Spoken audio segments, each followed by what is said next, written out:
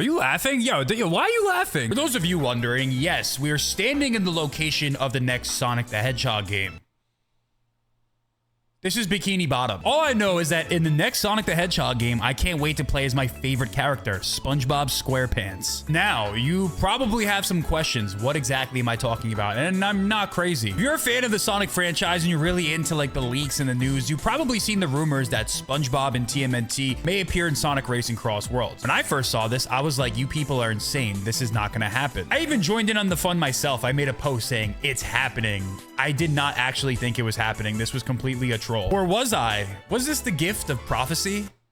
It really wasn't. But don't worry, guys. It actually happened. So all hell broke loose on Twitter yesterday when somebody posted full-blown footage, allegedly, of SpongeBob in Sonic Racing Cross Worlds. Full-blown racetracks and everything. And not only that, a Bikini Bottom racetrack. That's why I'm here right now. So we have an article right here that actually sources everything, and it says, massive Sonic Racing Cross World leak reveals TMNT, SpongeBob, Avatar, The Last Airbender, and Minecraft crossovers with full gameplay footage. They also leaked out like internal documents that showcase like the points of the collabs and things of that nature. And I think the biggest thing to talk about is not the leaks in of themselves, but it's really like the future of this game. I won't be showcasing any of the leaked documents and assets and screenshots and videos. I'm just going to be talking about what allegedly, supposedly is out there and just talk about what this means. So it seems pretty likely based off of this information and these leaks that this game is going to have full-blown live service support, as you can see by the game having its own Twitter account. You don't have your own Twitter account unless you're going to have like continuous updates and news for your fans. As a matter of fact, one of the leakers was even saying that the game is going to have full-blown post-launch support, similar to like Sonic Forces Speed Battle and Sonic Racing, the mobile game. So if this game's getting continuous updates, I think that's actually a good thing. Live service sometimes is one of those words in gaming that can have very negative connotation. I'm sure we've all heard of it, but ultimately I feel like a multiplayer game that has this like post-launch support, continuous updates, DLC is going to keep it fresh and engaging for players. It feels like Sonic Cross Worlds Racing is going to take all the lessons that were learned from Team Sonic Racing and apply them for good. Instead of this game being dead on arrival, according to the leaks, this game is going to have content for many years to come, hopefully. Games like Sonic Forces Speed Battle have been getting updated for years from Sega, and I feel like it's been nothing but positive for them. The fact that they're still able, after all these years, to maintain a community, still add characters to the game, and still keep things fresh and engaging, it can't be seen as anything other than good. For the most part, like obviously there's still ways that they can mess this up, but as of right now, I like what I'm seeing. I wasn't really intrigued by this game at all, like to be honest. Switch 2 is about to be out, Mario Kart Worlds is about to be out, like that's kind of where my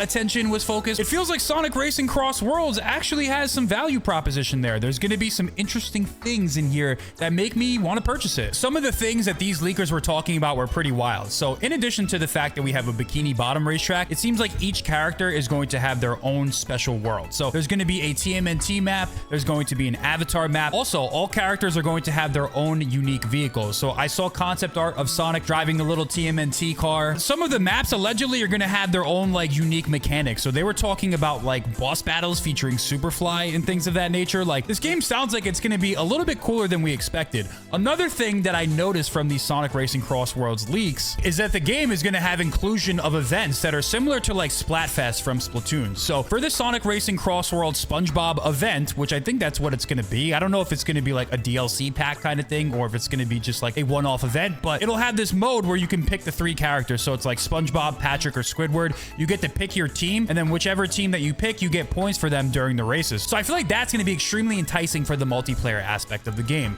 Speaking of multiplayer, that is where I feel like this game could truly win. One of the biggest debates about the whole Nintendo Mario Kart World thing going on right now is the price. A Nintendo Switch 2 is going to cost $450. If you get the Mario Kart bundle, it's $500. But also individually, Mario Kart is $80. Sonic Racing Cross Worlds, I'm not sure what the price is going to be. Hopefully, it is no more than $60. The real sweet spot for the game should probably be like $50. But if they can sell you this game for $50-$60, the idea that we can play crossplay with our friends without having to get a Nintendo Switch 2 is a big deal. As a matter of fact, if someone has Nintendo Switch 2, you could probably play cross-platform with them. So cross-platform racing is going to be a huge thing. Live live service support, multiplayer, DLC, just like adding more content to the game and more things to do is going to be something that's going to carry this game's lifespan. For all of my Sega fans out there that are looking for their representation, apparently Nights into Dreams is going to have some type of event for Sonic Racing Cross Worlds. I'm not sure if this character is going to be playable, but allegedly in these leaked documents, there was some type of Nights event. So that kind of brings us to our next point. Yesterday, the huge conversation online was this new Sonic Blitz card game. At first, everyone looked at it and was like, okay, like I don't really care about this. Then we saw like the logos for each individual characters. Then we saw 3D models for some of those more obscure characters. And then the floodgates really opened when data miners went through the files and saw a list of some of the craziest and most obscure characters that we haven't seen in a long time.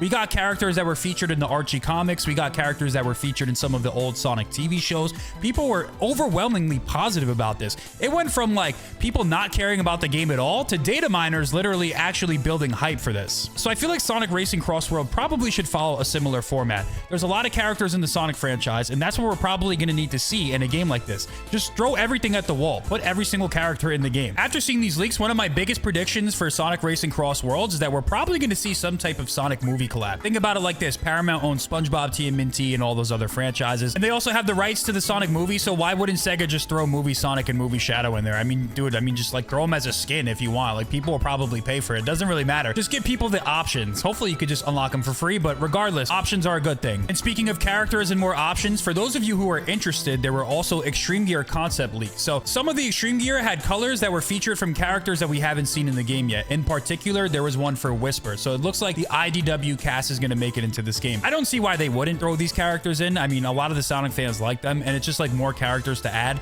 Again, they should not go minimal on this game. Team Sonic Racing is an example of just like doing the bare minimum. The game's like kind of fun, I guess, but like ultimately, I feel like for a game like this, you got to really lean into that fan service. Just like that Sonic Blitz card game. No one cared about it until the fan service started getting slapped in, and now people actually have some interest and hype for it. So characters like Whisper and the IDW cast seem to be all but confirmed. And since we know there's like a Sonic Prime DLC, I can only expect even more stuff, especially after hearing these SpongeBob leaks. By the way, there's also a potential Supersonic leak as well because there was like a banner for him. So yeah, if you thought Minecraft, Avatar, TMNT, SpongeBob, and all these other things wasn't enough, there's also one last leak that I found pretty interesting. So it looks like in this game, there's going to be 3 different modes. So we have the Grand Prix, we have the time trial, and there's a third mode called Race Park. From what I saw, it looks kind of like a mini game mode or potentially like an open world or maybe like a free roam situation. It's either that or some type of like mini game challenge thing. So I saw that and I thought it looked pretty cool. I don't know exactly what it is because they didn't showcase any of it, but I saw the menu allegedly, right? This is all alleged stuff here. So once again, just more content. I think this game actually has a lot of interesting prospects right now. So let me know what you guys think about all this crazy news. Are you a little bit more excited for Sonic Racing Cross Worlds than you were yesterday? Last thing I want to say about all these leaks is just like how did this happen? It seems like Sega has like a really big leaking problem. There's someone internally that has access to things that they shouldn't. It happens for pretty much every Sonic game. It happened for Sonic and Shadow Generations. It happened, I think, for Cross Worlds. Like literally every single game we know about it before. Every single major release. I don't know if it has something to do with the licensing partners or if it has something to do with like the showcases, but Sega has a big problem and they got to figure it out. If you want to watch some really good, high quality Sonic content, make sure to click up right here and watch me rank every single console era of Sonic games. So we're going through the 4th generation all the way to the 9th generation. It goes super in depth. It's an hour long. Put it on before you go to sleep tonight.